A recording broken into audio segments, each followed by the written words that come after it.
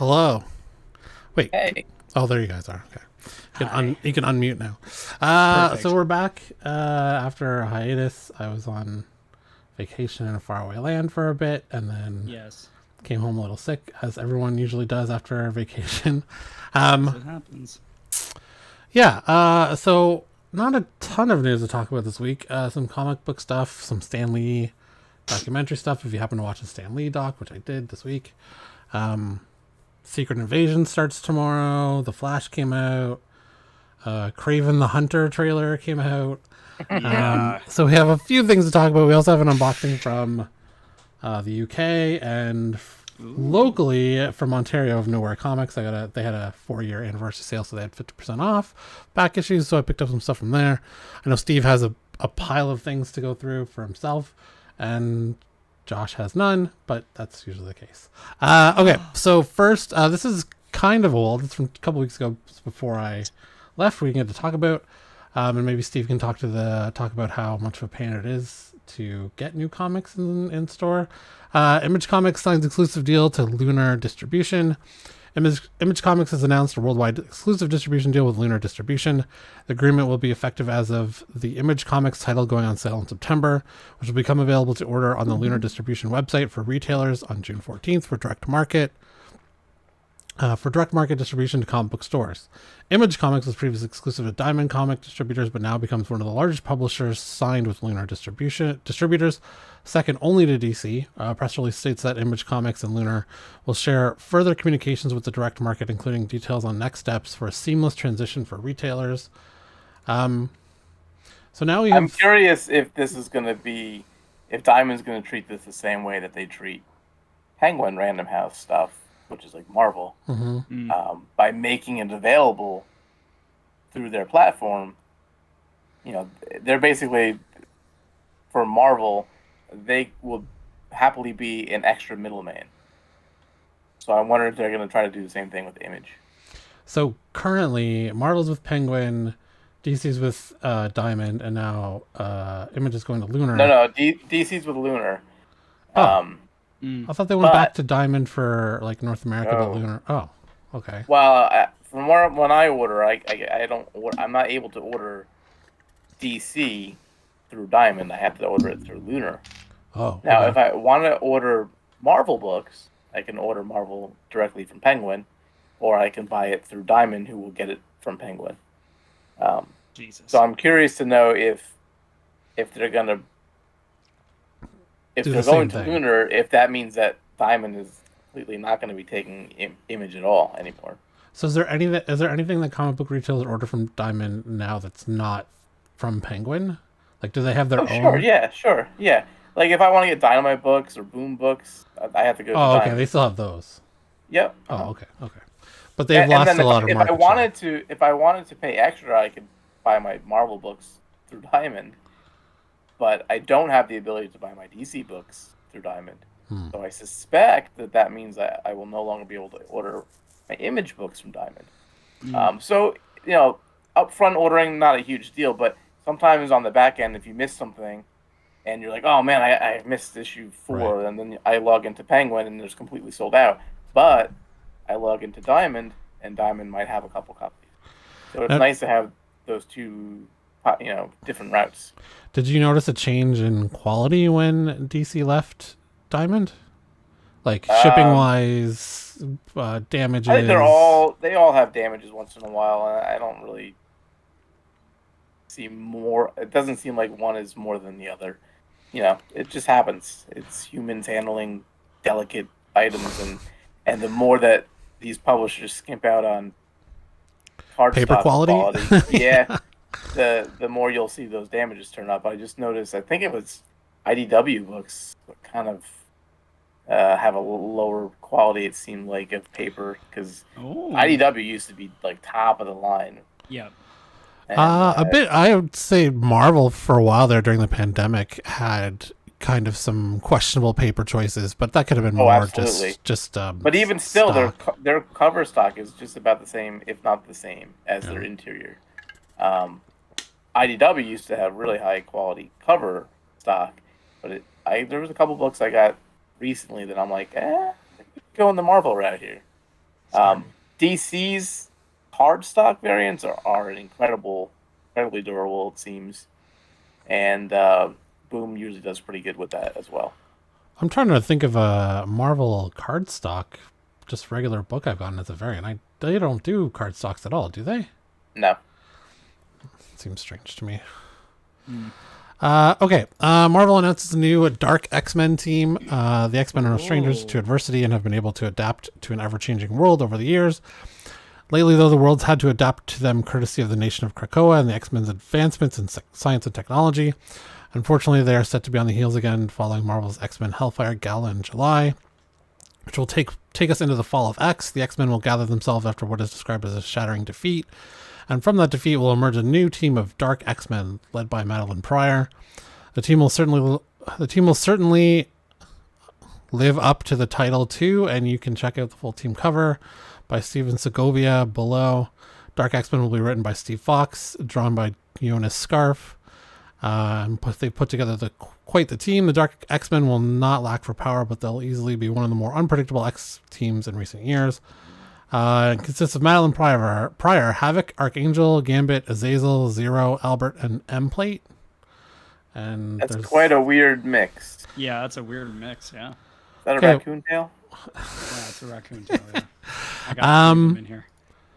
It doesn't list Wolverine in here, but he's on the cover. Wait. No, that's Albert. Oh, that's Albert. Okay. That's a weird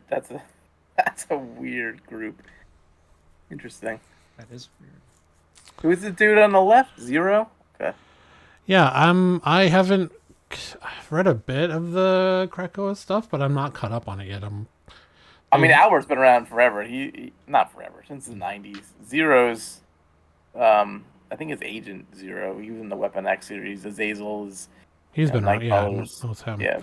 M-Plate has been around since Generation X. That's okay. He's related to M. So yeah, it's interesting group there. So that comes out August 16th, following the explosive events of Hellfire Gala. Yeah. Okay, more X-Men news. Well, at least covers anyways. We know X-Men 97 Revival animated series is coming, we think, this year. Marvel Comics has shared a special variant cover for July's X-Men Hellfire Gala #1 that gives us an electrifying look at Marvel Studios' X-Men 97. So here's the cover. Well, it definitely looks like X-Men 97. Yeah, at least X-Men animated series. Pretty bang on, I'd say. 93. Yeah. A little undefined there, unrefined. Morph's head looks a little weird. I forgot about Morph.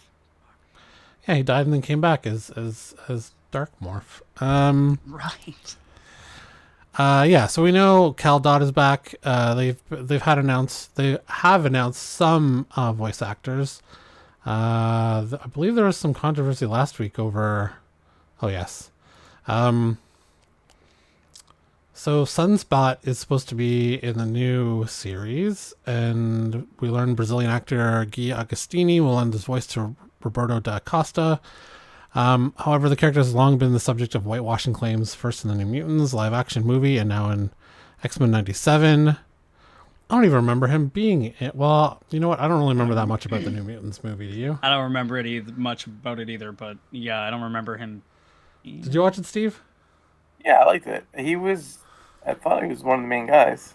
Really? It's him and Sam were the two boys, and there were three girls. Yeah, Magic. Shit. Danny. Yeah.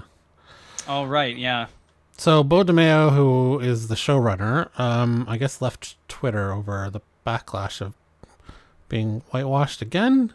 Sunspot, who's typically darker skinned on the page, being portrayed by Agostini, didn't set well with some, while others feel his skin tone in the show itself is too light for an Afro-Brazilian. Initially, DeMeo responded by, I will not indulge fans believing that they're entitled to be the arbiter of someone else's identity and whether or not they are this or that enough. At the proper time, there will be plenty of insights into what decisions we made and why. When Marvel gives me the go, I'll be very frank and transparent. No one's seen it yet, so why? There's nothing to be upset about yet. I don't know. It's a voice too. Yeah, it's weird. Okay. Punisher rumored to get his own series after Daredevil Born Again. We know that John Bernthal will reprise his role of Frank Castle in Daredevil Born Again, and a new rumor points to a brand new Punisher series entering development at some point, which will be It's so years in interesting the. to me because on the comics end, they're like, well, we can't even have a Punisher comic series on the stands, but they're gonna put a TV Well, series they just out? finished number. I haven't read the last. Yeah, Punisher number 12 the, just came out last week. I haven't read read it the yet, last issue, and then we'll talk about it. Oh, okay. Um, well, I kind of felt like, I mean, reading it, it's headed towards, like, I don't know if this happens or not. I haven't read any spoilers, but reading up to 11, it feels like it's headed towards its death. Like, he's been slaughtering thousands in this new run as the hand of the Slayer hand of, or the Slayer of the Hand or whatever. And he finally pissed off the Avengers and Cap. So that was the last I left off at. After months of rumors and speculation, we recently got confirmation that John Bernthal will reprise his role of Frank Castle. Of course, Bernthal already led his own Punisher Netflix show for 2 seasons. One would assume this new project would be considerably less dark and violent, which I hope it isn't. But Born Again is expected to take the intensity up a few notches in its own right. Those two things don't make sense. Born Again is expected to take the intensity up a few notches, but it's going to be less dark and violent. Those contradict each other, don't they? I mean, Dark it could be less doesn't violent and still have necessarily more need to be- action. Like, I guess. Yeah, intense doesn't necessarily mean dark. Yeah. I think we're gonna get a medium version between what we obviously saw on Netflix and what we saw in She-Hulk. I feel like it's gonna be an in between. It's not going to be... It's not gonna be as She-Hulky, but Okay. That's a stretch. It's not going That's what to... I mean. You're going to see Daredevil twerking? no, or not doing the walk of shame. Yeah, okay. What I'm saying is obviously costume wise and like obviously action wise. Mhm. Yeah. Yeah, it'll be more than She-Hulk and less than Daredevil Netflix? Yes. Okay. We're still not sure how the Punisher will factor into Born Again, but previous reports have indicated that he won't have a huge role, so his part may lay the groundwork for the series. We'll have to take this as a rumor for the time being, but the leaker has a solid track record. We also know that they've stopped shooting on Daredevil Born Again because of the writer's strike. We're not getting a ton of shows for a long time now. A lot of stuff has stopped shooting. Yeah. Flip show. Which, to their credit, I mean, the union should be paid for their work.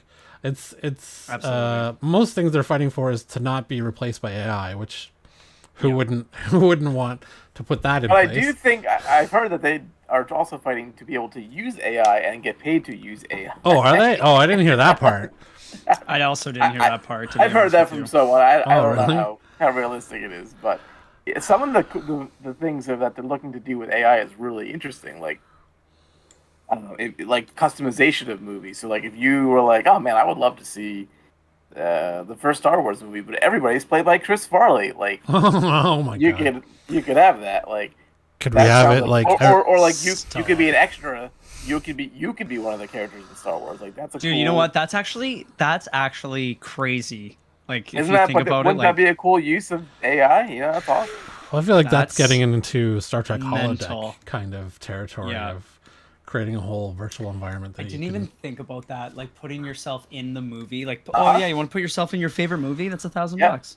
Yeah. I'd just like to see the original Star Wars without the special edition on Yeah. digital Yeah. and remastered and not. You can't find that anywhere. Remastered but untouched. Okay, so two keys of the week and top 10. Keys of the week. Your top 10.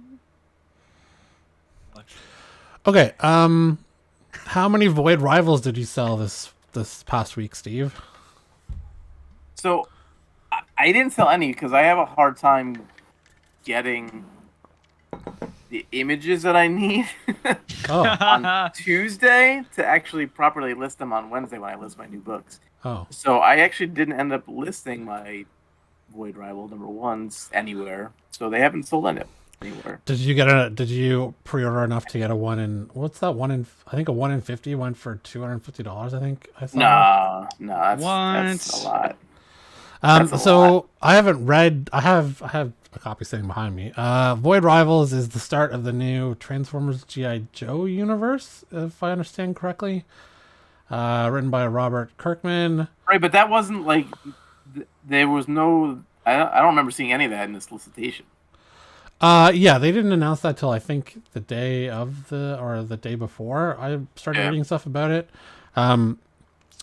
Warren, what's his name? Warren Dakota, the guy who did Do a Powerbomb, which I really liked. He's writing the Transformers part of it that comes out in October. Say what? Daniel Warren Johnson. And Kirkman is doing a G.I. Joe Duke, I think, to start, to kind of bring this universe together and reboot it. So Void Rivals is the start of that, I guess. I haven't read it, so I don't know yet. I know that Jetstream's in it from Transformers. I don't know in what context. Yeah, I don't know in what context he's in it. What is happening? But this is the start of the new universe, I guess, because Image got the rights to all of this from who used to do it? IDW Transformers. IDW had both of them. Yeah. Yeah, so I guess the rights turn over in October. Yeah, at least it was cool that they were able to get to 300 with IDW's run. For Transformers? With G.I. Joe. Yeah, that's actually crazy. And then Transformers went out. They did like I guess like an Old Man Logan type of thing, like a feature storyline where it's just one left.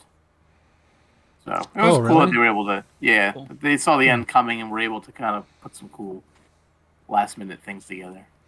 Sorry. Yeah, so Transformers the movie didn't do well. I read this week it was a complete bomb. Yeah, a lot of things actually recently have been a bomb. Yeah. But yeah, I heard it did better than Bumblebee, though. It did do better than Bumblebee. I saw Bumblebee. Bumblebee was actually an enjoyable movie. I was surprised they didn't do something more with that. Yeah, well, okay, hold on. So, sorry, hold your britches. Josh has a story. But no, it's not really a story, but Bumblebee apparently was the soft launch of the new set of movies that they were planning on doing. They had no idea what they were going to do, apparently. So they soft launched Bumblebee as like a new timeline. So it starts off right in the, when was that one, in like the 70s or something? Was it? Or 80s or something, and this one's in the 90s. Okay. So then they're going to keep it going, right? Right. So I don't know what's happening, but and then it fell off.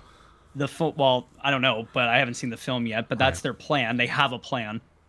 And they basically said if the movie did better than Bumblebee, that they were going to try to continue on with it. So I have no hesitation in saying that. I think they're going to make another one probably. Wasn't there Transformers between this one and Bumblebee though? Last night or something like that, or was that? Was that before or after Bumblebee? Then. That was before Bumblebee. I believe that was the last one. Huh.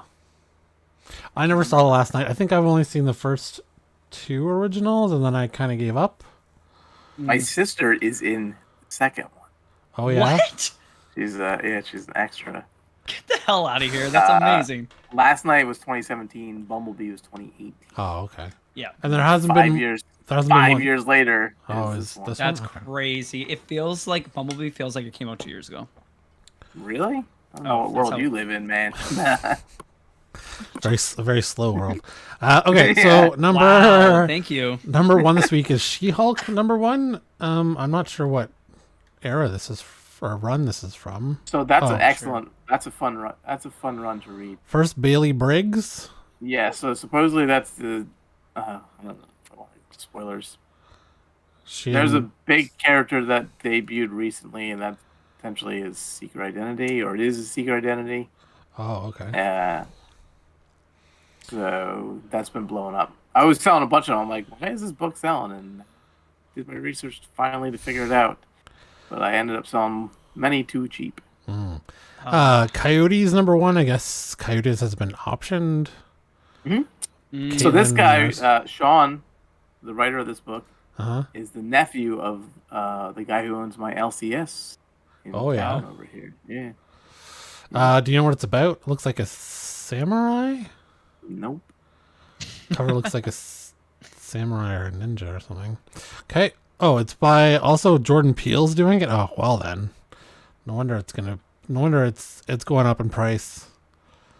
Spider-Man 20. Okay, so Spider-Man in Across the Spider-Verse is still pretty popular in theaters, so we still have a lot of Spider-Man in the top 10 still. Oh yeah. Spider-Man India, which came out this last week. Spider-Man India #1. You have Miles Morales' first appearance. This Spider-Man India is the original Spider-Man India. Yeah. But there is a new Spider-Man India series as well. This is his first. Oh, it was for appearance. 2005. Oh, okay. Yeah. So that's his first appearance, and since he's getting a new series, and Right. because he's in the movie, like I should have known Marvel was going to do that. To restart a series again without. Okay. Transformers #11 because Jetfire is in first cover. First appearance of Jetfire. Okay. From what I've seen, it's actually his first cover, not his first appearance. The Sickness. What is this? June 2023. Yeah, what is that? No idea why this book is. Do you know why this book is? It's just another one of those indie books that kind of hits, and people think I'm sure it has a tiny print run and probably has a cool concept and takes off. Okay, so keys of the weekend stores today and tomorrow. Wonder Woman 800. We've made it to 800 copies, or 800 issues. First appearance of Trinity, the daughter of Wonder Woman. Incredible Hulk starts again with a new writer. Incredible Hulk #1, premiere issue. Cult of Carnage, Misery #2, first appearance of Madness. Chilling Adventures presents Camp Pickens #1. The summer destination for younger residents of Riverdale. Oh, it's a Riverdale book. It's one of those Archie horror books. Right. Yeah. Okay. Amazing. It's cursed, and this summer, all of its campers are going to find out that the hard way. Godzilla, Here There Be Dragons #1. So Godzilla and pirates, I guess. It was once believed that monsters existed in places that maps had not charted. Among them was the king of them all, Godzilla. Gotta love Godzilla books, man. They do very well. Do they? Yeah. That and King Kong, or just Godzilla? The King Kong not as much, but Godzilla is usually a pretty easy sell. Yeah. What about Ultraman comics? No. No. I mean, it does sell, but not nearly as much as Godzilla. Joseph, 1957, #1, subjected to terrible genetic experiments. Joseph, the first gorilla in space, soon grew too powerful for the Soviet Union to contain. That actually sounds. The premise is good. Probably pick that up. Wild's End #1, out at sea during the invasion, an intimate crew of unlucky voyagers returns to a world they once knew. Once cozy seaside home, now occupied by alien invaders. Tales of Asunda #1. That book, that Wild's End book, they use like some imagery from War of the Worlds, and then it's also like anthropomorphic too. It's kind of it's an interesting mashup there. It's kind of cool. Yeah. That's like old art from War of the Worlds. What's that? Like old art from War of the Worlds? No. Like the things in the book. Like the kind of monsters from War of the Worlds? Yeah. The spider things that walk around? Yes. Oh, okay. Yeah, so like if you look at the cover from Wild's End, the original #1 from 2014, like you can see like the machinery basically. Right, It looks okay. like that, the tentacled machinery. So this is just the latest series in that. It's the latest volume in that series. It's been published for like 9 years already. Oh, okay. That's cool. Tales of Asunda #1, anthology series about the world of Asunda. In 2019, Deadline announced HBO had optioned the Asunda property for a TV series. Tales of Suspense, spelled weirdly. 2 12-page tales of terror and turmoil. Batman Superman. That's an Ashley Wood cover on that book right there. He's a very interesting artist. That's pretty cool, actually. Yeah, it looks kind of like a Nazi helmet with a skull in it, I guess. So he's like the guy that usually does the art for Zombies vs. Robots. Oh, okay. And also for Pop Bot, which is pretty cool. Batman Superman World's Finest number 16, first full appearance of new Mazo, the second version of Amazo. New Mazo. Amazing. Matthew Newis. Hard coming up with new names. Titans number 2, Brother Blood becomes Brother Eternity. Vigil number 2, solicitation teases potential unknown members of Vigil yet to be introduced. Edge of Spider-Verse number 3, the identity of Spider-Boy revealed.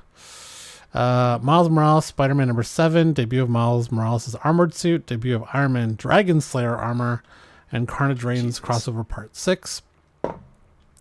Scarlet Witch annual number 1, prelude to Contest of Chaos summer story arc where Agatha Harkness will attempt to build a new Darkhold book. I gave up on that series, Scarlet Witch one. Star Wars The Mandalorian season 2 number 1, first appearance of Cobb Vanth. Marshall Ultimate Invasion number 1, 4-issue limited series that references the transformation of the Marvel Universe. Illuminati and Miles Morales versus the Maker. Is this Ultimate Invasion rebooting the universe again? Like because Avengers is restarting, I would think, after this, given that Aaron's run is done. I think this is more the Ultimate Marvel Universe. Oh, okay. I don't know that it's... Is it part of the main one? I don't know. Gotcha. Venom 21, other than... That has nothing about key facts, so I don't know why it's a key. Nothing. Nothing about it is key. He's beefy. He's beefy on the front. Yeah. He's feeling good. He's got forearms now. Yes. Giant forearms. Okay. So 2 things with this I was going to talk about. So first we heard that Marvel reached a settlement with its artists looking to regain character rights, but not Steve Ditko's estate. While Stan Lee is frequently credited as the sole creator of many iconic Marvel Comics characters, the artists he worked with have long disputed that claim. Attorney Mark Toberoff represents Larry Lieber, Lee's younger brother, and the estates of Don Heck, Gene Colan, and Don Rico, and recently attempted to terminate Marvel's copyrights of Iron Man, Ant-Man, Captain Marvel, Thor, Black Widow, Hawkeye, and Blade. In response, Marvel filed lawsuits right back at them, though a settlement has now been reached. The Disney-owned company's response was that these artists did work for hire, thereby meaning Marvel owns these characters in perpetuity, leaving the artists with no right to reclaim them under Copyright Act. The lawsuits have been dropped with prejudice, bringing an end to the matter once and for all. According to both a Disney spokesperson and Toberoff, both sides have reached an amicable resolution. Details of that are unlikely to be revealed, though we'd imagine they've been compensated financially in a way that's made everyone involved happy. However, no settlement has been reached with the family of Steve Ditko. They're looking to reclaim his share of the Spider-Man and Doctor Strange copyrights, though it's likely Marvel will emerge triumphant there as well. Back in 2013, Marvel won a similar case at U.S. Appeals Court regarding Jack Kirby, the co-creator of characters like Captain America and Fantastic Four. That case was also eventually settled.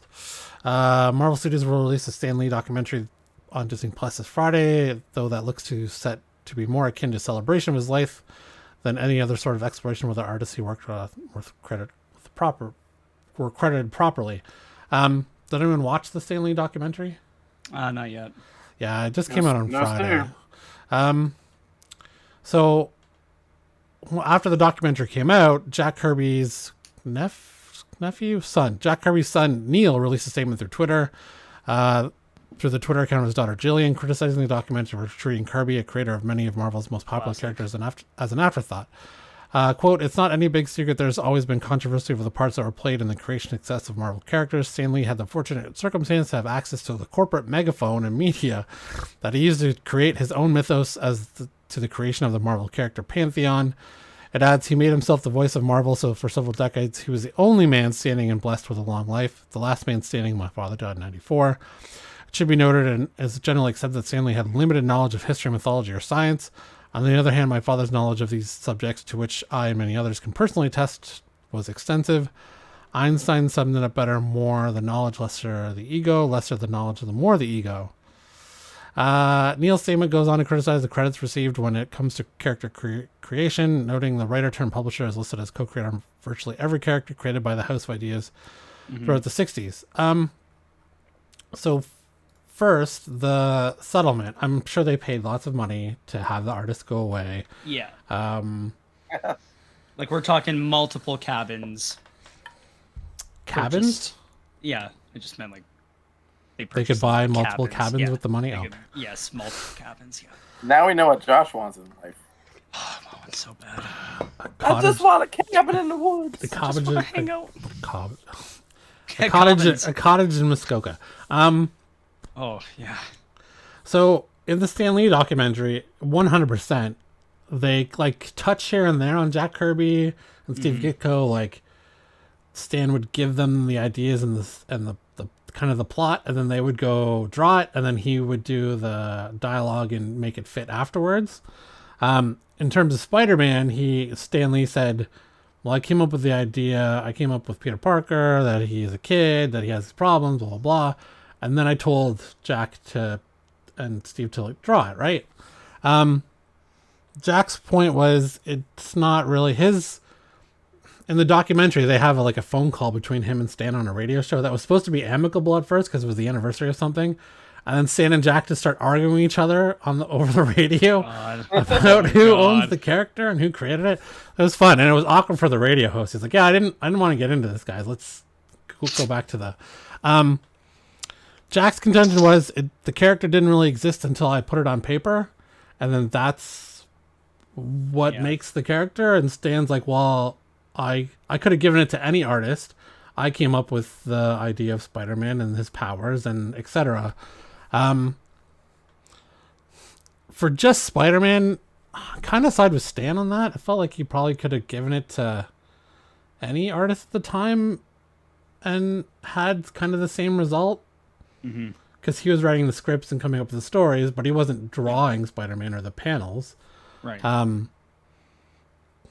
Where are you guys on who owns who's a co-creator or a creator? I don't know why you can't. It can't be both of them. You know what I mean? Like it's such a collaborative medium that the voice of it is as important as the way it looks.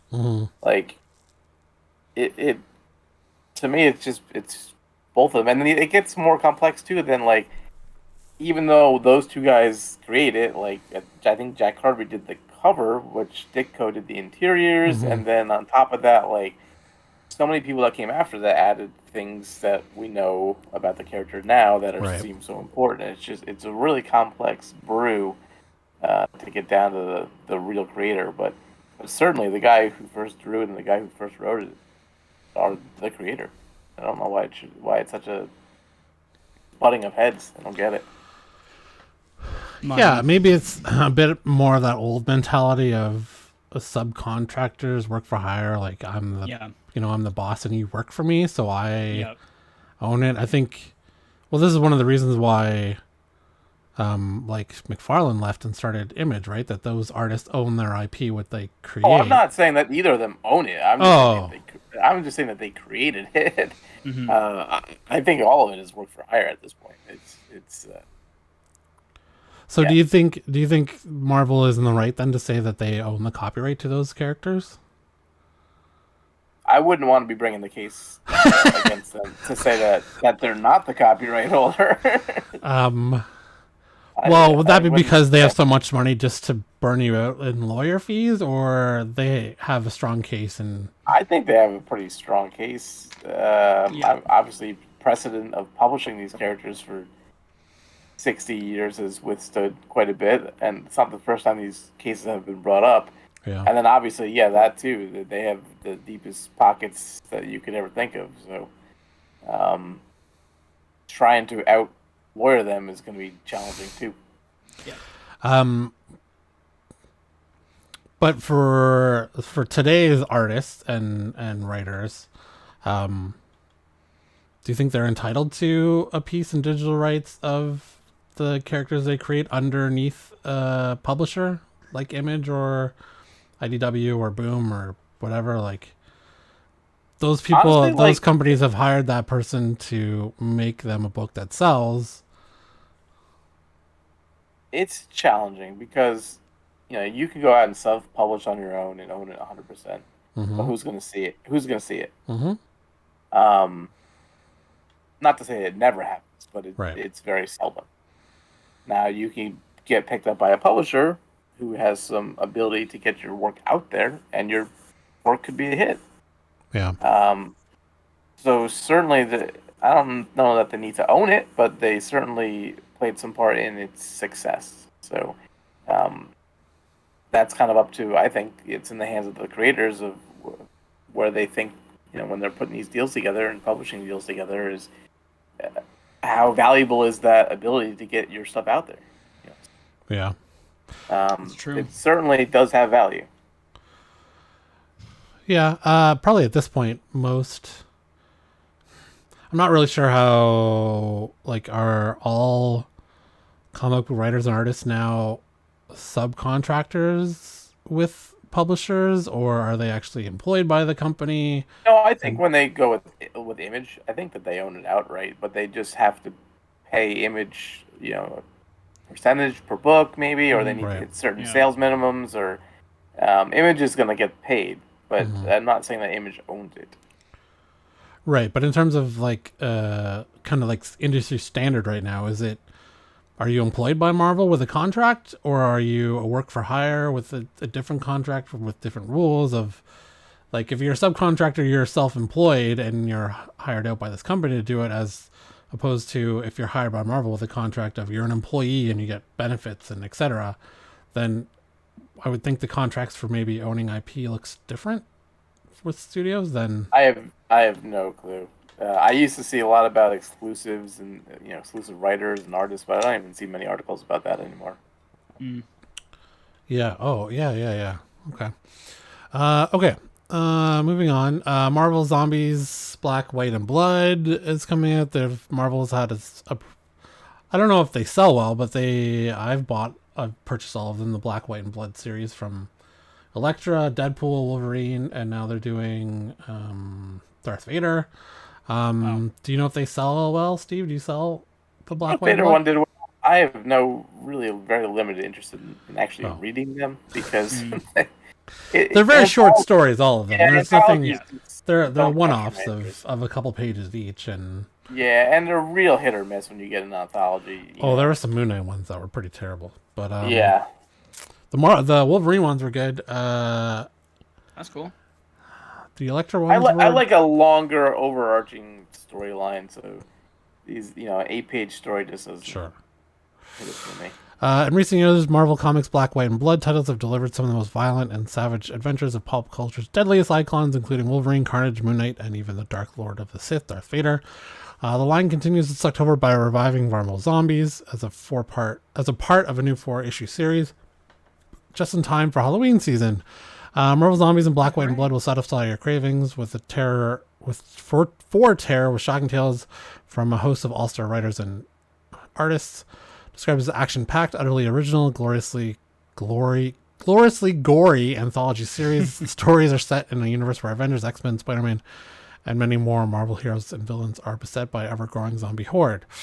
Garth Ennis returns to the Marvel Universe alongside Rachel Stott to reveal the tragic fate of Matt Murdock. As a zombie, Daredevil has committed unspeakable sins, and now it's time for an old accomplice to finally put him out of his misery. Behold one of Spider-Man's darkest days in a story by writer Alex Segura and artist Javi Fernandez. He saved the world time and time again with a quip and a thwip, but when he's forced to fight fiendish versions of his loved ones, will Peter Parker do the unthinkable and give up?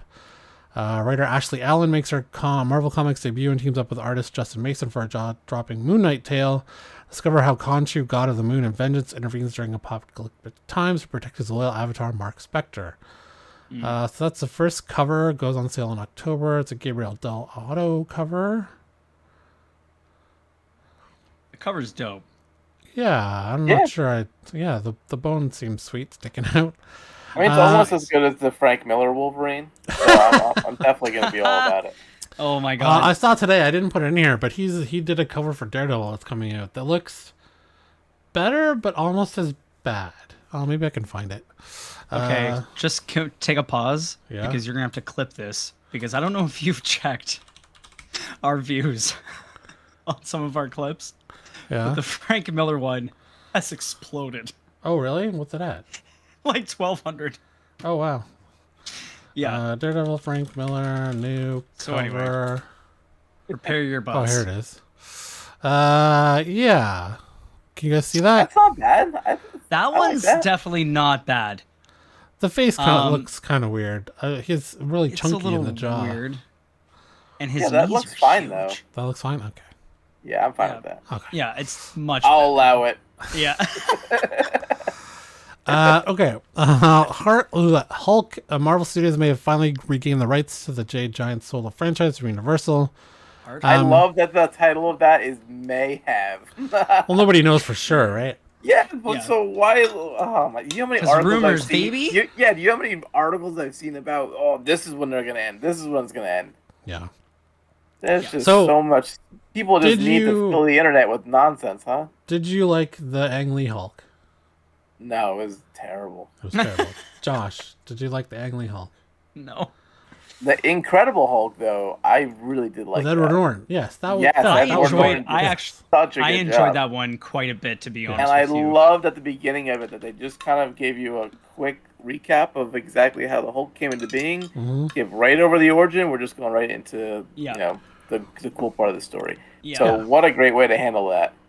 Because That it was- wasn't quite. It was kind of a reboot, Mhm. but we don't want to do the same origin story that we just went through. Right. So let's just breeze right over it. It was great. Yeah. Prior And then at the end, he has total control of the Hulk. It's like, yes, this Yeah. is awesome. Where's this going? prior to Nowhere. Disney's acquisition It's going nowhere. of Marvel Entertainment, He movies dyed like his hair and Captain he got shorter. Sorry. America and Iron Man were distributed by Paramount Pictures. That'll change with Avengers. While the Green Goliath has been able to co-star in movies like Endgame and Ragnarok, Marvel Studios and Disney are prohibited from releasing a Hulk movie unless it's through Universal. Yesterday, we learned that Incredible Hulk has suddenly been added to Disney Plus, news which has been welcomed by MCU fans. According to Variety, there's a good reason for the blockbuster has a new streaming home. As expected, Universal's original deal with Marvel Entertainment has now ended. The Incredible Hulk was released on June 13th, 2008, with the rights to that title held by the studio for an agreed-upon 15-year period. This explains, as the trade explains in a notable shift, the rights have reverted to Marvel Studios, leading to the film's release on Disney+. This almost certainly means that Marvel Studios can now forge ahead with a new movie, as Universal rights to distribute the franchise has also ended. We're sure Kevin Feige knew this was coming, hence why Captain America Brave New World will feature General Ross, the leader, and Betty Ross. The stage is clearly being set for a long-rumored World War Hulk project, though how it will fit into the plans for a wider multiverse saga remains to be seen. Don't be surprised if some details are shared at the Comic-Con next month. No details will be shared at Comic-Con next month, because they said today they're not showing up. Marvel is not going to be there, HBO is not going to be there, Universal is not going to be there, due to the writer's strike, so they're not showing anything. It's crazy. Are we excited about a World War Hulk movie? I mean, I The am. answer Steve is. yes. Okay, Josh Yeah, is. yes. Okay. Yeah, of course. There was an animated movie that was pretty good. I didn't watch it. Shoot. Okay. Okay, Kraven the Hunter. Did we all watch the trailer? I did. Yeah. What this is the one with another Spider-Man villain at the end of it? Yeah. Morbius? Okay. No. Oh, he said this was an okay. Okay, well, so I don't what know how spoiler we're getting. But No, it's only the Well, trailer. You can say whatever you The want. trailer, all yeah. right, so the trailer I saw had the Rhino at the end. Is that what we're Yeah, talking yeah, about? yeah, the Rhino, yeah. Okay. Yeah, so I guess I'll just take the reins on this one. Okay. They really Sony'd it. I'll tell you that. They Sony'd that son of a bitch really good. Oh, did we lose Steve? He's still there on video, or an audio, but he's frozen in shock of the Kraven. It's fine as long as we can hear him. We'll keep going. That was amazing. Yeah.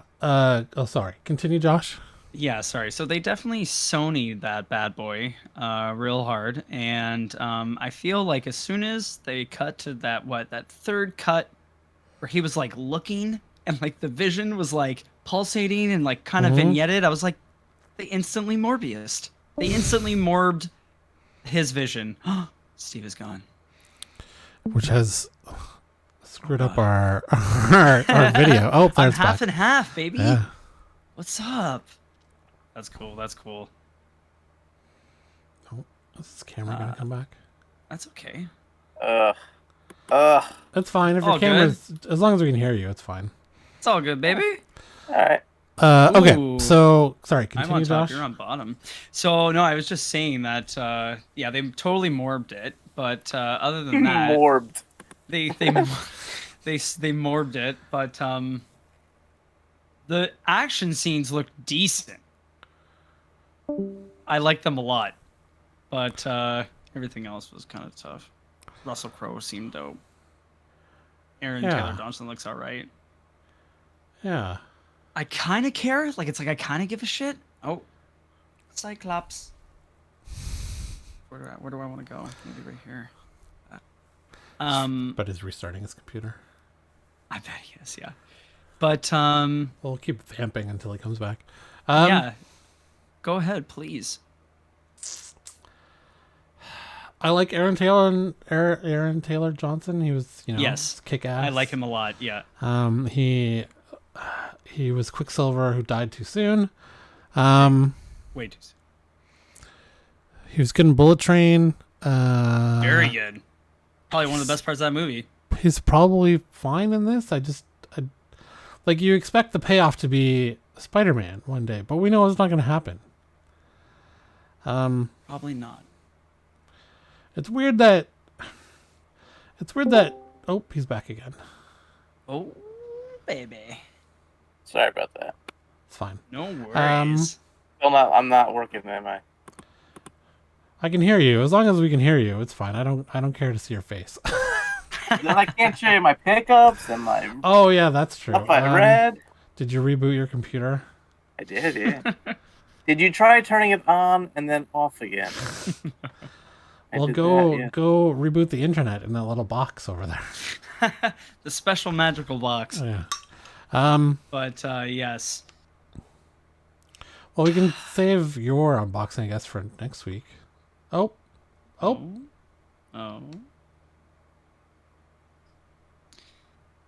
It's trying. The trailer was average. I mean, the most interesting part to me is that it's rated R and that there will be excessive violence. Yeah. If there wasn't, I don't think I'd care at all. But now I care like a little bit enough to watch this at home. I would, yes, and I think that's kind of what they were actually trying to go for. I feels like they were trying to go for just enough to get a little bit of juice, nothing crazy, and I think they were able to do that. With him biting that dude's part of his face off and spitting it at the camera, that was fucking fantastic. It's also weird to me that his father has like a wannabe Russian accent and he has no accent. He has a medium accent. And yet Aaron Taylor Johnson is British. So he could just do a British accent, but he's doing no accent. I don't know what. Yeah, I'm not entirely sure what's happening there. So I'm hoping that it kind of, I don't know, adjusts. But we'll see.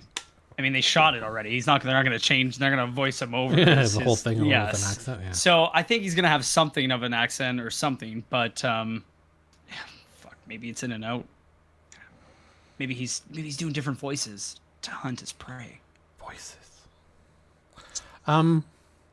Yeah, I mean, they kind of changed his origin a bit in that he usually does potions to get the powers and not tiger blood. I mean, lion blood. Well, they just kind of morbed that too, for the most part. So there's that. Yeah. Also, I don't know. He's not supposed to be a likable character, though. Yeah. Well, I know it's gonna be a tough, weird ride. I feel, and I don't know if it's gonna pay off. That's what, you know what I mean. That's I don't think it's gonna pay off. Oh, yeah. There he's back. Yeah. Hello. like that movie's gonna bomb. It's not gonna make money.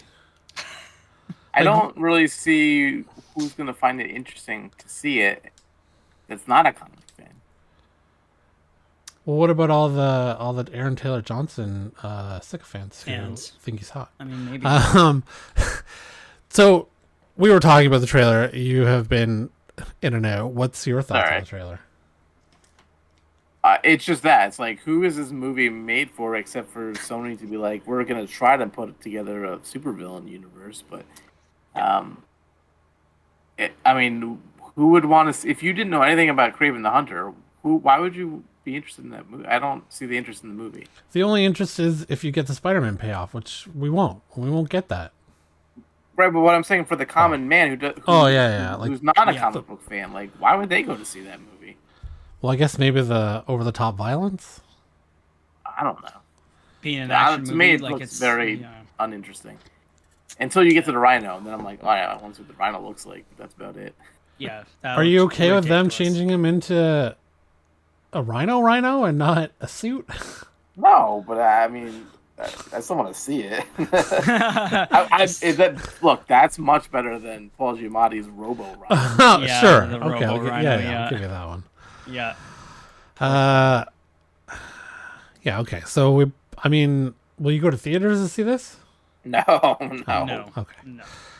I think that's kind of us across the board. Is we won't. I got bit hard by Morbius. I'm not going back. Okay. Did you see The Flash? No. Did you see The Flash? Man. It's DC. I know you. Why? I thought there'd be some. Why would you go see a DC movie at this point, knowing that all of it is gone? The only thing that interests me is Keaton as Batman. Mm-hmm. Yeah, I get that, but so like, if you haven't watched the show on Netflix yet, and you find out, oh, they just canceled this before season 2 ever was going to come out, would you go and watch season 1? No, of course not. Why would you start anything?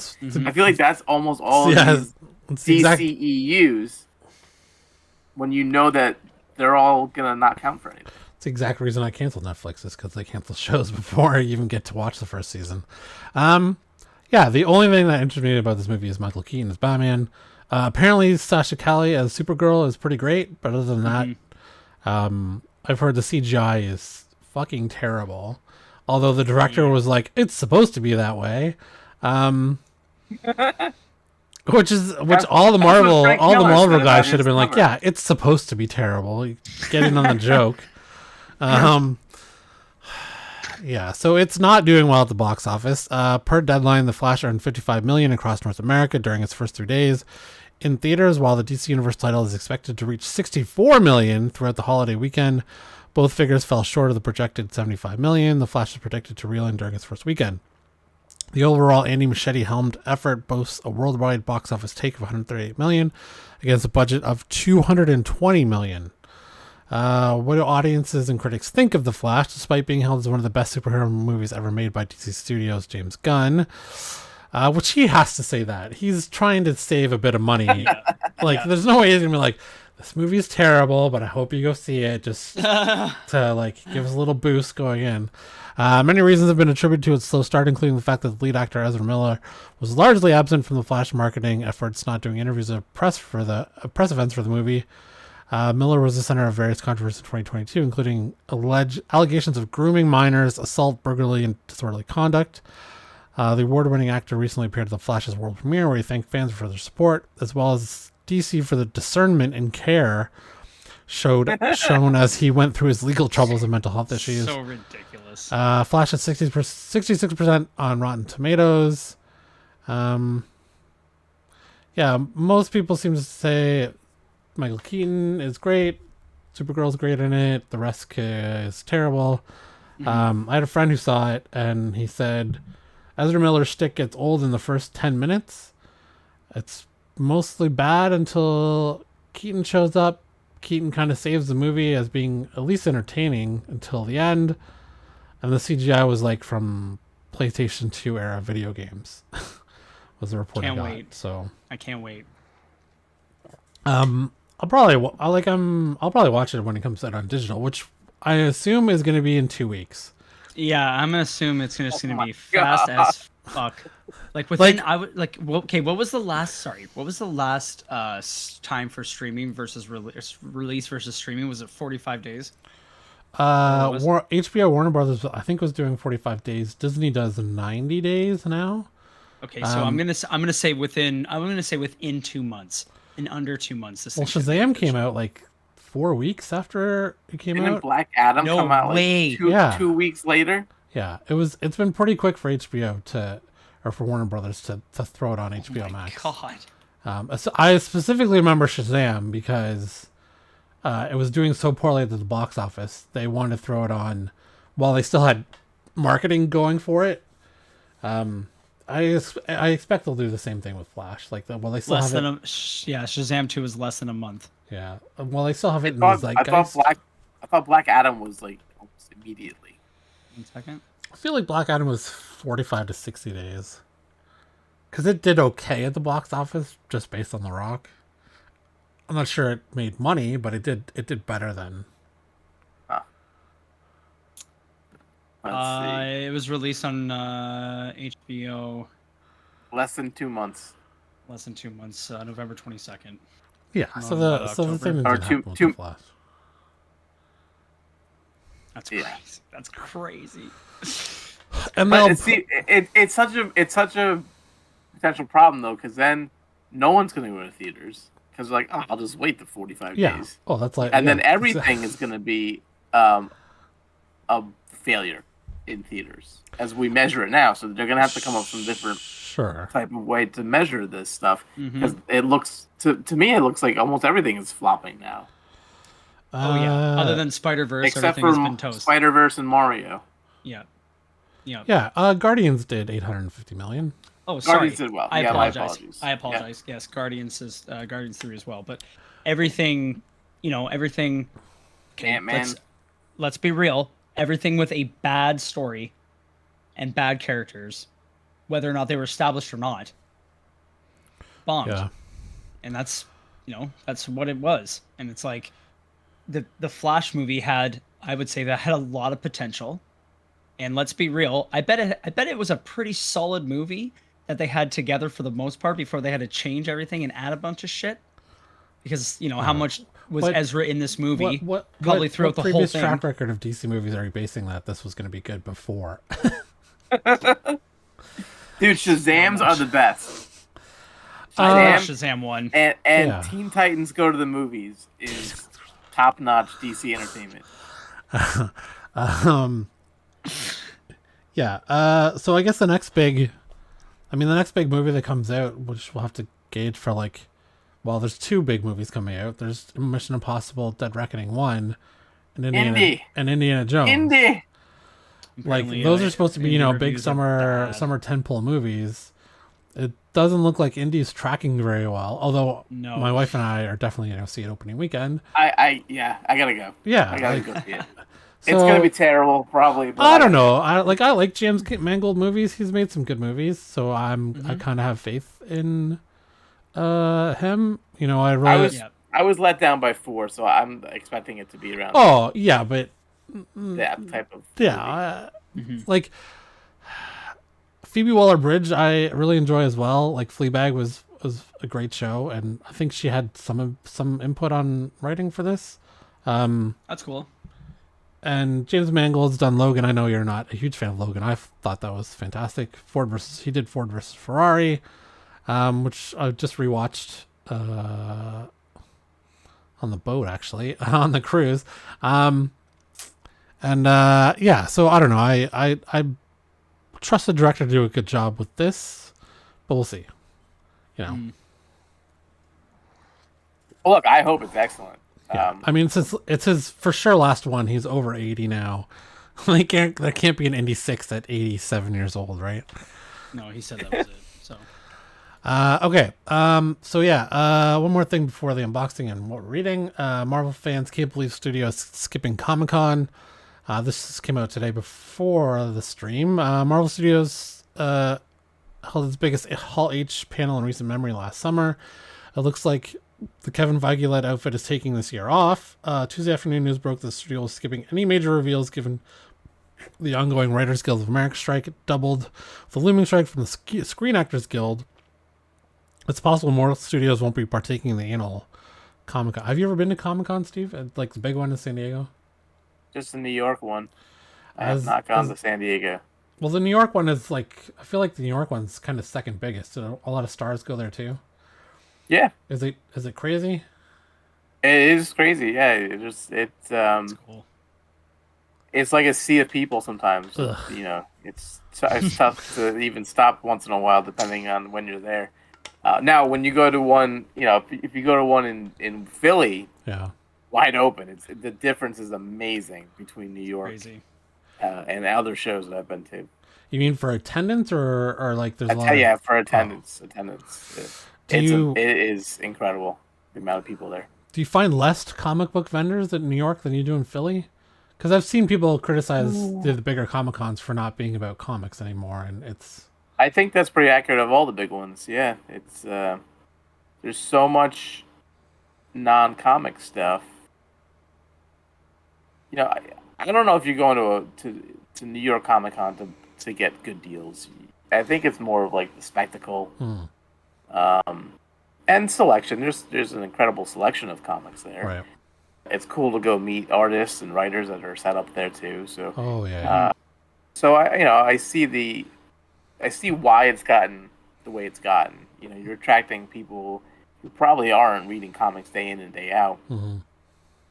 They just kind of want to be part of the pop culture, and it's definitely a spectacle. Right. Speaking of cons, You Sell Comics will be at Forest City Comic Con this Saturday. We'll have some free stuff to give away. I have a couple of Nice. short boxes. Well, no, sorry. A couple long boxes of comics for sale. I think we're going to give away Thor #6, signed by Donny Cates. Yeah, so we'll be there. It's 10 to 6 at in London at the Centennial Hall. Nice. One more.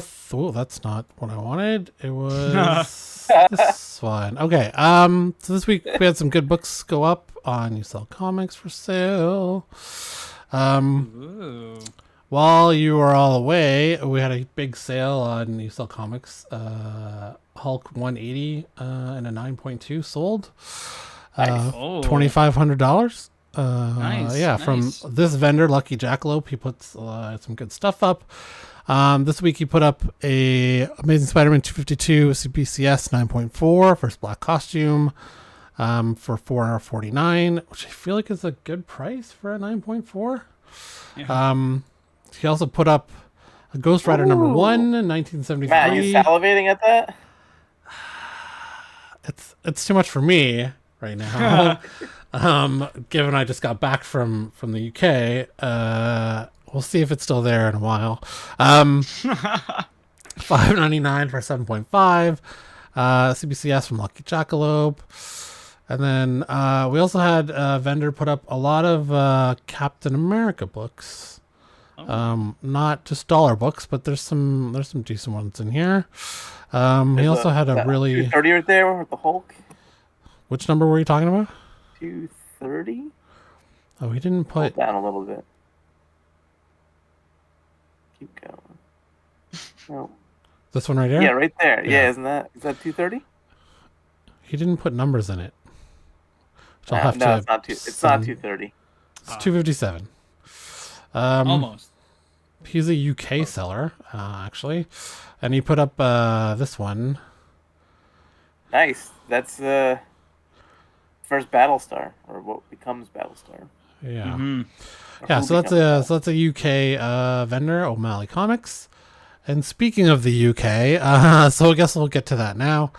So my wife and I went on a cruise to Scandinavia, Norway, and Denmark, and then we did a couple days in Edinburgh, and then a couple days in London. Sick. So I went to four different comic shops in my travels. The first one I went to was in Copenhagen. Faros. I remember the name of it.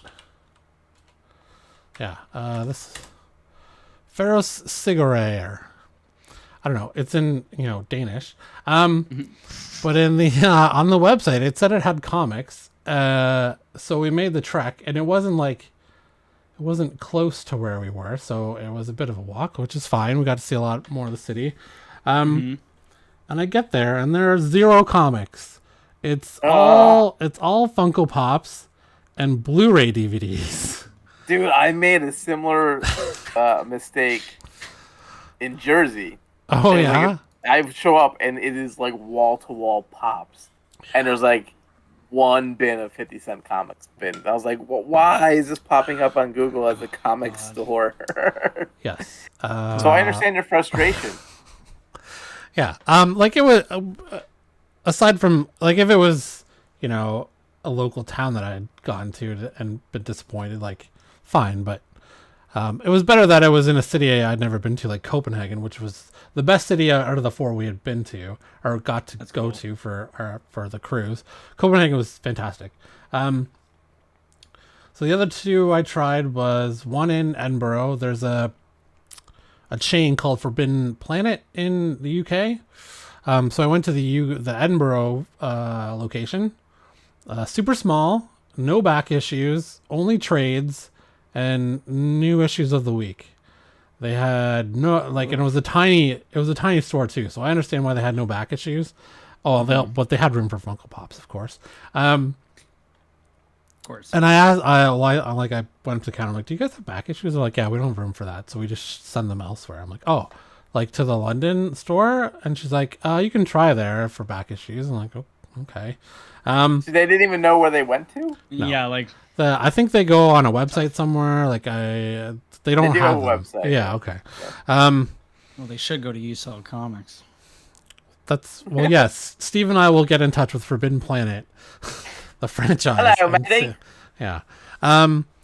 So then we went to the London location, which is like the mega store. It was kind of almost department store like. It had 2 floors, tons of statues. On the main floor, we kind of only went down to the bottom floor because it said comics this way. So lots of cards and stuff like that. So we get down to the bottom floor, and again, it's all trades and omnis. They have one section for new issues, and then the rest is like Funko Pops. So, like, the omnibus, it gives the store so much more profit. Right. So it makes sense why, especially in the city, they're only going to stock those higher dollar items. Yeah. Because they have so much more profit, room for profit per sale. In order to make the same amount that for $150 omnibus, you have to sell what, 200 comics? It's. Mm-hmm. Other way around. Right. You have to sell like 40 comic books just to make the same amount as you'd make from one sale. So they had it makes sense. They had new issues of the week, which I think Star Wars 35, which was the hot issue that week, was there. They had a 1 in 10 variant there, so I'm like, oh, I'll get this then. I think it was listed for £9. So I go up to the counter and I'm like, do you guys have bags and boards? And she's like, no. I'm like, well, I'm not gonna buy this and then stick it in my bag or my suitcase and throw it in the bag. Yeah, like what? It's a 1 in 10. I'm spending £10, which was like $13 Canadian. It's not gonna. I'm not gonna protect it, so I put it back. So there was on the last day, Friday, we went to Camden Town, which is a super touristy, like tons of little shops. And there was one called Mega City Comics that was there. That little bag with so they did have back issues. They didn't have a lot. They had, I don't know, maybe 10 or 15 long boxes in the middle of the store that you could look through. And then they had a lot of pricier issues along the top of the shelves, and then they had new issues. So I didn't get a lot. They didn't have a lot of stuff I was looking for, but I did buy just some Conan back issues. I suppose you guys can't see that. Hold on. It's all good. Got the stream on. No, I can switch it to the other one. Oh, Nice. now you've done it. Should be able to see it now, yeah? Yeah, See that? you borked the. Oh, there it is. You got it. You're back, baby. Oh, well, it's upside down. So. Damn, you're good. Yeah, so it's just a run of a couple of current issues. Is the sticker on the book or just on the bag? Stickers on the bag. Okay. Yeah. Phew. It did have a Conan 29, a very good condition for £5. So I grabbed that. And then they had a ASMX issue I was missing. Is that X-Men book a British version or American version? American I see version. The others are. Yeah. I see the others are all British versions. Yeah, this one's an American version. It's got $3.99 US on the barcode. Damn. Okay. But they sold it for £2.50. Yeah, so that's, I mean, and they didn't have any 90s Ghost Rider, those fucks. But those are the ones I could have spent probably more money in there, but it was the last day, and I'm like, I don't want to bring too much back with me, and I don't want to find a post office to ship this stuff back to me. If I had found it in the beginning of the week, I probably would have bought more stuff and then just found a Royal Mail to ship it back to me. Or Yeah. we were also having dinner with a friend and his wife and kids like in the middle of the week, so I could have just asked him to mail it back for me too. So, but we found it at the last day. So I guess Steve, do you want to get your stuff ready while I unbox this? I have a ton if you don't mind. Oh, Yeah, no. that's fine. So is this stuff you bought or read? Well, I guess Well, this stuff came in the shop recently. Oh yeah, okay. This is I'm taking this home because I want to read it. I'm reading the premise of this. So what is it? Arcadia? Oh. Arcadia, yeah. When 99% of humanity is wiped out by a pandemic, 4 billion are saved by being digitized at the brink of death and uploaded into Arcadia, a utopian simulation in the cloud. But when Arcadia begins to rapidly deplete the energy resources upon which the handful of survivors in the real world depend, how long will the meat be able and willing to help? What a cool concept. Yeah, that's cool. Yeah. I mean, I it's just all going to wanna- happen to us one day, right? We're going to get our digital consciousness uploaded. Oh yeah. Our conscious uploaded. Yeah. So that just sounded cool. I'd be fine with that. Who wrote it? Let's see. Alex Packnadel? I haven't heard of him. Packnadel? I don't know how to Not pronounce sure. it. Anyway, so How many we took a issues is that? vacation. It's an 8-issue series. 8 issues, okay. Cool. We took a family vacation down to Delaware to visit my aunt. And Delaware, where everyone goes to launder tax money. Yeah, no tax revenue. I think Yeah. for business. So they had a comic store there called Comic Mania, and they had this in their $2 bin. Gold Digger? Yeah, so this is a reference to Amazing Spider-Man number 50. It's a cover homage. But there's when I bought it, there was not a single one listed on eBay, and there's like 9.5 million listings on eBay. So Oh yeah. it's probably pretty rare. Nice. Rarity. Wow. So that's gonna be listed pretty soon, hopefully. That's dope. This is JLA. And You bought a 99. DC book? I did. So the 99 are. Do you feel dirty now? No, I don't mind selling DC. Oh, okay. The 99 are Muslim superheroes. So based on that, they sell pretty well. Yeah. That's cool. They're based on the 99 attributes of Allah. So I picked a bunch of those up. Shit. Huh. And then there was another store on the way to Gettysburg from Delaware that I picked up some other goodies. This book's been doing pretty well recently. Spider Boy? That stack is so huge. Yep. Ever since, the new Spider Boy came out, Yeah, it's been right. selling well. Yeah. Flash Gordon Huh. from a small publisher called Arden. Mobius always does pretty well for me, so I picked these up. Swans are always good pickups out of cheap bins. Oh yeah. Chadwick Boseman, Spawn. Yeah, I have that one. That one's dope. Grab last issues and almost last issues of many titles, and they usually do pretty well if those are in the cheap ones. So you have So my 24 Ghost Rider 90s last issues, right? Yeah, of course. 25 and 26 is the last issue. Ultra Force number 9 is the penultimate issue, which is the second to last one. And there's the last one. This crossover does pretty well for me, too. Wow. What is that? What? Oh, Ultra Force and Avengers? Ultra Force and Avengers, yeah. Yeah. Okay. Spider-Verse always seems to do pretty well. Yeah. So I like to free those from the discount bins. This is What? Doctor got a Strange young Deadpool. cover. It's pretty cool. Oh, yeah. So is that Brother Voodoo. Wow. Deadpool book from the cheap bin. Why not, right? Wow. More Wizard of Scotty Young. Oz. This is a fun series. That's crazy. They went through and they adapted all the different Oz books. Oh, yeah. Right. This is from one of those adaptations.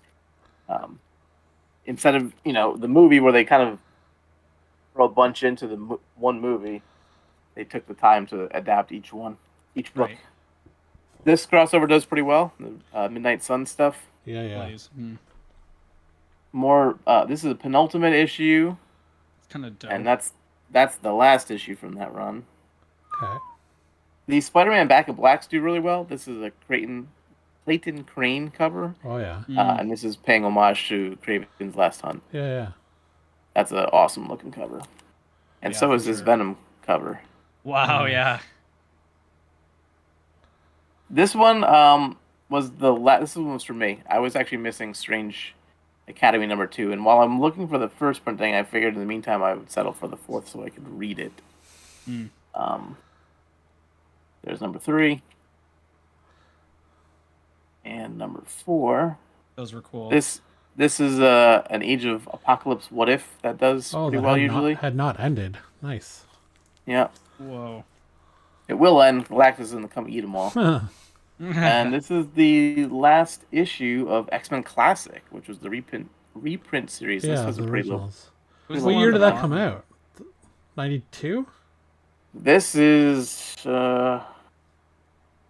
I don't know, mid-90s. I think it's later than. Yeah, like the 92. logo looks mid-90s. The top left logo. This one is for myself. I'm working on this run right now. Oh, yeah. Who's the white? Zemnu, I think his name is. Zemnu. More Immortal Hulk. Dope.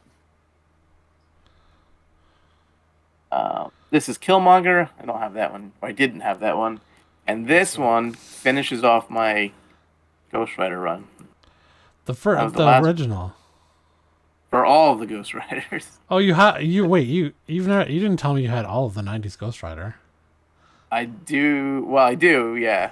And now I have all of the Ghost Riders. This is the last one I was in need of. Wait, do you have the Wow. very first one from the Yeah.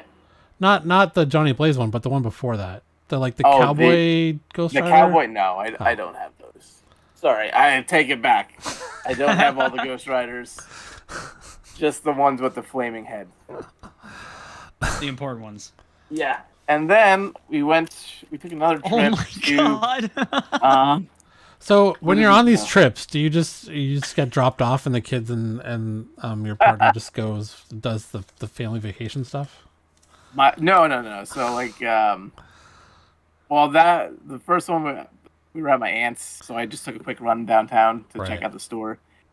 On the way to Gettysburg, we just stopped in. My son came in to look at. It was like games, Oh, yeah. Okay. magic cards. yeah. There was everything. So stuff for him to look at. Yeah. My wife was in the car with my daughter. She was sleeping still. This weekend, my son had a cubing competition in Albany. Oh, yeah. So when we got to the hotel, he and I went out to look at some comic stores, and he likes playing Magic, so he's Oh, yeah. looking for Magic cards too. So this is what I found there. Miracle Man. Miracle Man.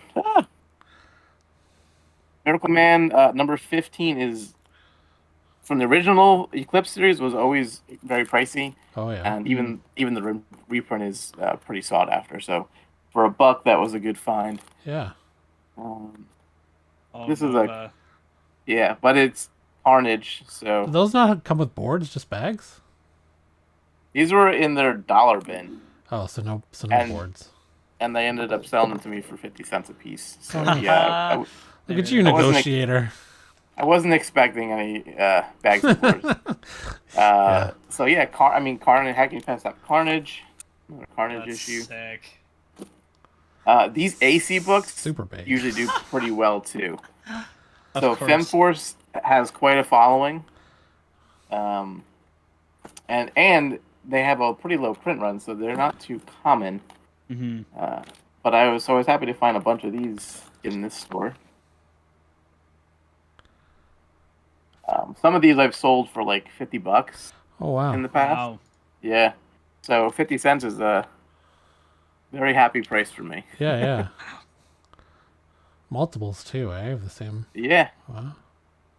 This is a comic by like a Juggalo band. And you probably know of like Insane Clown Posse? Yeah, it's the most popular one. Yeah. Is there more than this one is- Juggalo band? Yeah, this is called Oh, Twisted. Yeah. He was one of the hangers on, I think. Twisted. Yeah, I so think like so, yeah. these comics, there's a following for them Mhm. out there. So That's unreal. I pulled every single one that they had in their dollar bin because online these guys don't go to comic stores. They're just like, oh, I'm looking for Twisted Yeah, stuff. yeah. So so I scored That's quite a few of these Twisteds. That's cool. Because That looks cool. I will That one looks find cool, too. the right buyer for it I somewhere. bet the writing's top notch. Yes, sure, it's excellent. They had a lot. No shit. Yeah. Yeah, looks like they had a lot. Now this is Batvark? yes. So Cerebus, you know what that is, right? Cerebus the Aardvark. Nope. No. You don't know who Cerebus the Aardvark is? Sorry. It was an independent series that lasted for 300 issues by Okay. someone named Dave Sim. And it was amazing that somebody could self-publish for 300 issues. Yeah. So crazy. once he hit 300, he's been putting out these one-shots now. Oh yeah. And the cool thing about these one-shots is that they are numbered. Oh yeah. Okay. Oh right. But Okay. Yeah. Each Yeah. one is individually numbered, and they have the entire print run there. So there's only Wow. 2,167 printed Huh. of that. That's cool. You found that in a This dollar was- bin? Yeah, this was an $8 cover price, and the Wow. print run on this is 1,395. Wow. Yeah, the print run on this is 1954. So he does all these one shots, and they have Yeah. really low print runs. Yeah. And it's really cool to me that they're actually individually numbered. Yeah, yeah. That is cool. Oh, The that's print run on this is 1683. This is a reference to Yeah, Death yeah. of Death in Robin. the Family, yeah. Yeah. Cool. Print run is 1813. Oh, wow, Print the run Vivian is Emily cover. 1649. So these I always love to scoop up if I find them, Yeah, yeah. just because low print run, character's been around forever, Yeah. and Active comics. but so that this character didn't look not interesting, didn't look familiar to you. Nope, I've never heard of it. But I- I'm not as This is Cerebus right here, the gray guy. oh, okay. And on top of it, the creator is Canadian. What is wrong with you? We're fucking up. I'm not. Don't you follow your own people? We're stupid. No, that's why all the Canadians go to America to become stars. I'm just playing. I'm just playing with you. He's a We pretty, lose so many to you guys. he's a pretty important piece of independence comics. Should keep Justin pretty Bieber cool. though. We don't want him back. So Is that that it? was That can't be it. was that it? Yeah. No, there's a lot more. Oh. That was, there's another short box in my car.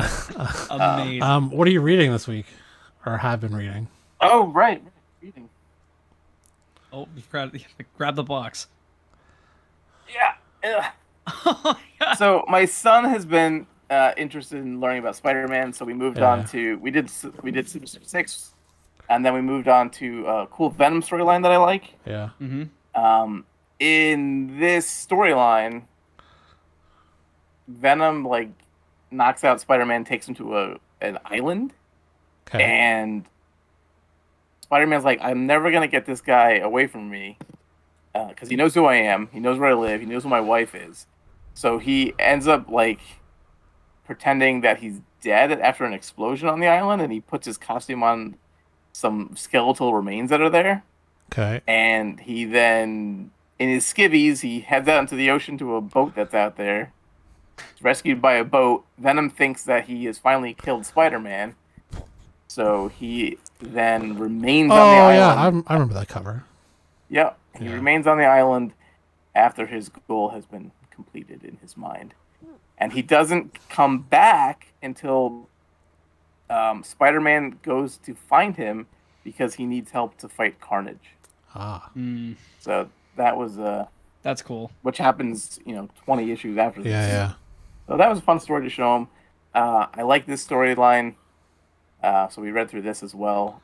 It's based on the book Flowers for Algernon. Yeah. So in this story, the Rhino is fed up with being a dumb, dopey dude, and he goes through an experimental process to increase his brain capacity. And he becomes a sophisticated genius. But the burden of being intelligence starts to wear on him, so he undoes the procedure. But it's a really cool story. Look at Rhino here. That's hilarious. That's amazing. Reading a book of Proust. Yeah, so cool. Such a fun storyline. I finished Champions. Volume 3, not enjoyable. No.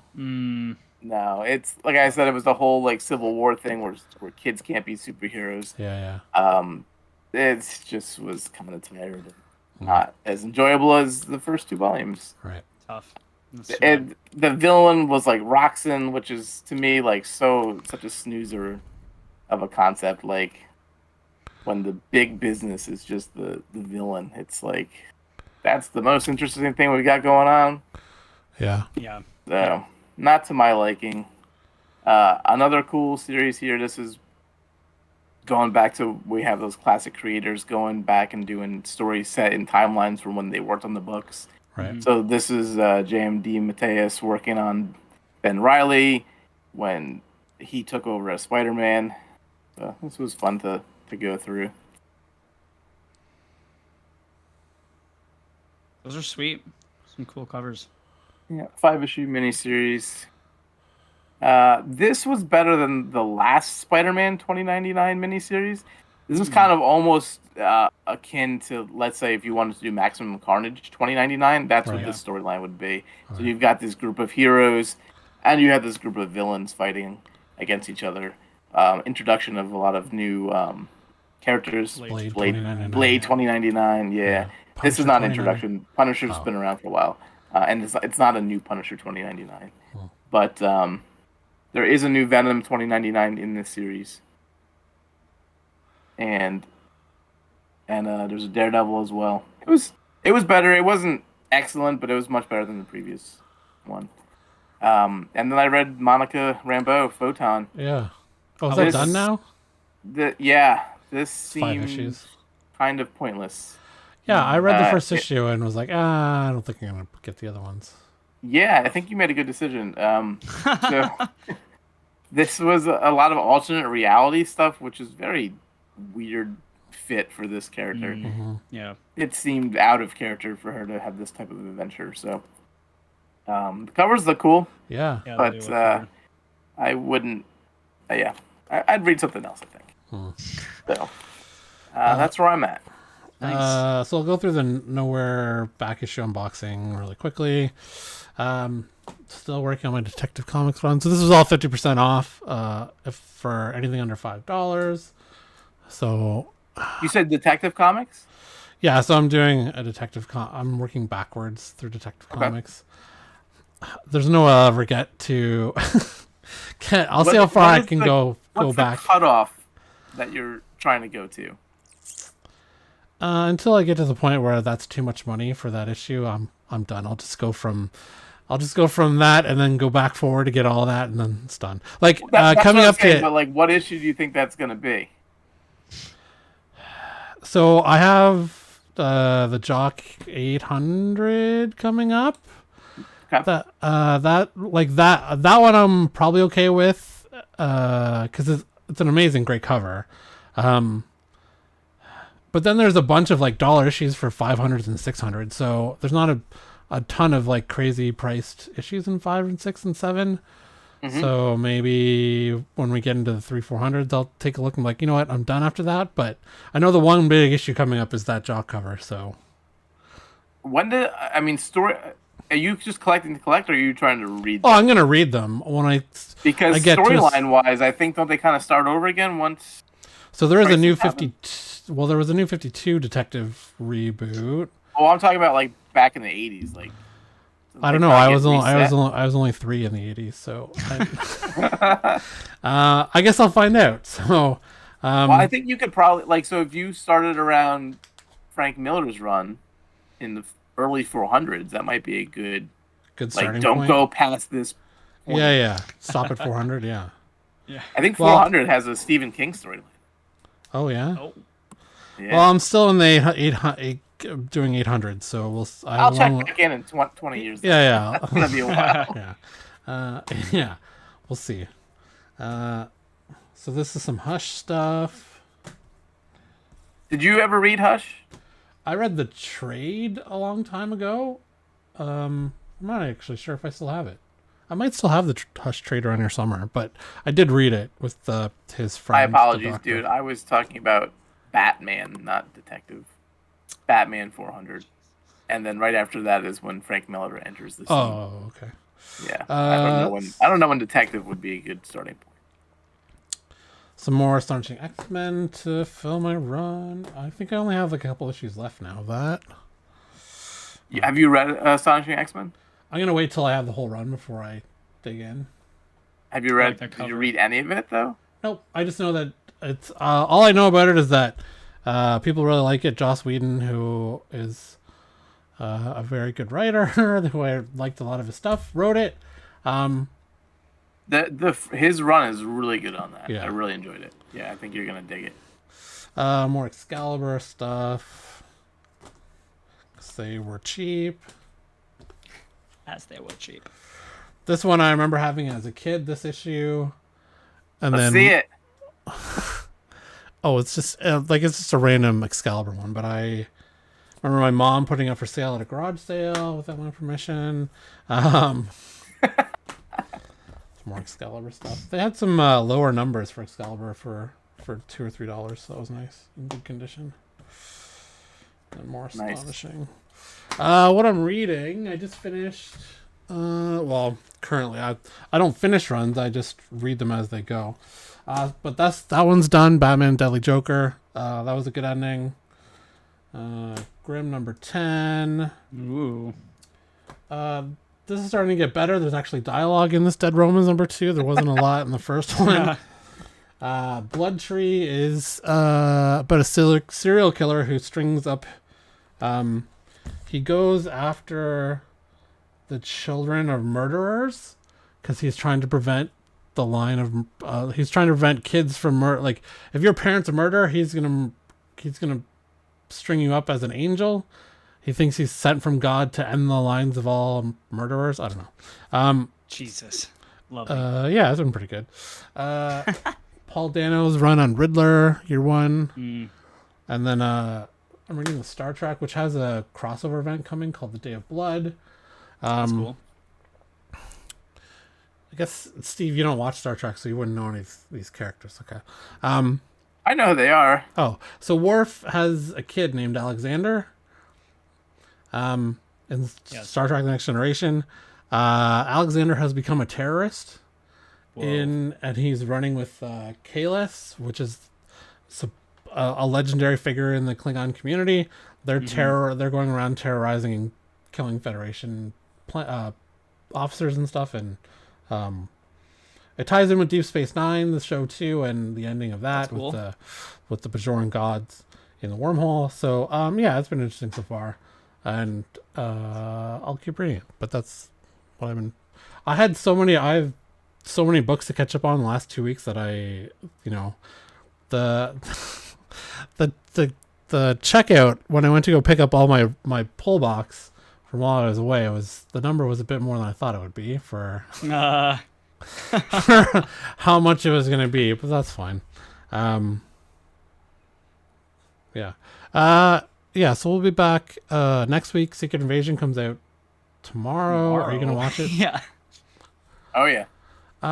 So far, early report says it's like Winter Soldier, which is not a bad thing whatsoever. So No, that sounds good. yeah. Sign me up. Yeah.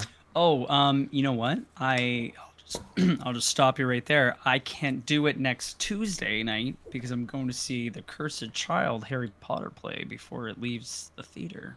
Ooh. What theater is that at? I think Queen Ed Elizabeth? Mirvish.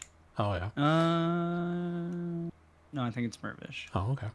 Well, yeah. Steve can handle. We can handle it without you. You're not super integral to the stream as long as Steve's around. Oh my God. Thank goodness. Josh, we'll miss you. Thanks, Steven. I appreciate Wait a minute. Isn't the NHL? Oh no, the NHL draft is on Wednesday. Okay, we're good. Oh yeah. Yeah. Is there anything else that has come out or watched? You didn't want. Oh, you're not caught up in Succession, which came out while I was away. Are there any shows you're watching, Steve? I'm watching Jury Duty. With Pauly Shore? I heard it's very funny. No, but I like that too. No, that's a new TV show. Oh, is it? I do enjoy that. Yeah. So did you ever watch the Joe Schmo show? Yeah. Where was that where regular guys would take on athletes and? No. No. It was a reality TV series where, kind of like Real World, I guess, or not Real World. It was like Survivor, but someone would get sent home every week. Except in the end, they revealed they were all actors except for one person. So. Oh yeah. Was this on Spike TV? Yeah. Oh, I love we're so that mid-90s. I love that show. It was so enjoyable. So they're doing the same concept again. Oh yeah, with the jury. Yes, but they're doing the same concept as with a jury. And they're all sequestered, so they have to stay all in the same place. So together. it's like it's a fake trial with one person who thinks it's real. Yeah. Yes, and James Marsden is in it. What? Yeah. Is he is he the one on trial? No, but he's one of the jurors. Does he know that? Like, does this person know that he's a famous actor? Yes, he's he's James Marsden. So he's playing himself. Marsden. Okay, all right. Yes, so good. It's pretty enjoyable. All right, I'll have to check that out. I've been having fun with it. Let's see, what are we watching? Perry Mason season 2, which HBO has canceled, but I guess of course we'll just finish watching because they've been self-contained stories anyways per season. At least the first season was. What else were we watching? Silo on Apple TV, which is based on How the is book. it so far? Pretty good. We're 4 episodes in. Tim Robbins is in it, but he hasn't really been in it a lot in the first 4 episodes, which is weird. I think that's. Oh, we're watching also FUBAR, that Arnold Schwarzenegger show. Yep. It's fun. The writing's actually pretty sharp for comedy wise. Maybe not plot wise, but comedy wise, the writing's pretty sharp. And it also got renewed for season 2 after 5 days. So Netflix, I guess, isn't gonna leave us with a hang. Well, this time anyway. Yeah. Witcher season 3 comes out next week. Soon, yeah. Part 1. It's crazy. So the end of The Witcher will be in 4 weeks, I guess, when part 2 comes out, and they just cancel season 4. Although I read they're filming season 4 and 5 back to back, which probably means that they're not going to go 7 and they'll just end it at 5. Yeah. If they make it that far. Did you watch any of the Witcher series, Steve? No. No, sir. You're not a huge fanboy of Henry Cavill and watch anything he does. I'm not. I don't really watch that much television. Oh. I guess you're busy doing I guess you're busy doing work and stuff. Being an adult, yeah. Being an adult. Yeah. Okay. At least one of us will be back next week. Me, I guess. Okay, so I have been watching things. Thank you very much, Matt. What have you been watching? So, Jesus Christ. I don't know if you guys finished Ted Lasso. That was a couple weeks ago, but finished Ted Lasso. It was so good. Oh my God. I don't think I've ever cried more during a TV show. I'm on season 2, episode 9. I just finished of From. The finale, I think, is next week. It's kind of like a horror story, right? Yeah, it's good. Like, season 1 was very captivating because of the world that they had built. Yeah. And there was just so many things that were like, you were just like, it was like Mr. Robot. It was less enticing than Mr. Robot, and less arty, but this was just like more horror style. Right. So it just was a constant, like, oh my God, one thing after another. Then we got into season 2. You think they would give you some kind of idea what's going on. Gave you like 3 morsels of information. And now we're it's not season finale. It's not a slow moving show. I would say it's a bit of a slow burn, but it's the world that, really encompasses and kind of like brings you in, right? So you're just kind of waiting to see what happens next in this crazy world that these people are currently stuck in. But yeah, From intense. The season finale is going to be bonkers. And they said they're already going to do season 3, and that it's just going to get crazier, more scarier, and more terrible for everybody in the show. And I was like, I guess one last thing. Just I read today that there's speculation Jensen Ackles is going to be Batman. No way. Do we have a thought on that? Do you know who that is, Steve? He was in Supernatural. One of the brothers in Supernatural. He plays Soldier Boy in The Boys. You watch The Boys? No, I do not. It's a comic book show. Yeah. Oh, it's fantastic. It's not a show to watch with kids, but yeah, it's great. My wife enjoys it. She's. Oh, okay. So then, Moody, thoughts on Jensen Ackles playing an older Batman? I think, I would love to see him as Batman. He definitely would do, I think, a really good job. I don't think they're gonna pull that off because I feel like he's done so many things and so many things related to Batman. Obviously, as well, he voiced Batman in the animated movies, right? Yeah, he did the Long Halloween Part 1 and 2 as Batman. Yeah. Does James Gunn have a plan for Batman? Yes. The director of The Flash is directing it. Yeah. Is it just the Batman movie or no? It's Brave and the Bold. It's the Brave and the Bold, but it's Batman raising Damian as a 10-year-old little psychopath. Okay, gotcha. So we needed an older Batman then. Yeah, he can't be 20 or 25 because Damian's going to be 9 or 10 coming to live with him. So he could potentially be 35-ish, I guess. Yeah. We'll see. Jensen Ackles is 45 in age, but he can play. He could probably play closer to 35 if they needed him to. But yeah, just like I could play 25 or like. Josh, you needed to grow the beard because you still look like you're 18 without the beard. I know, it's great. You little punk. Anyways, all right. So we'll be back next week. Go to Easel Comics for buying comics or Cyberspace Comics on eBay, or Cyberspace can you buy comics on your .com? Not yet. We're working on it. Right. Yeah. Okay. Well, thanks for everyone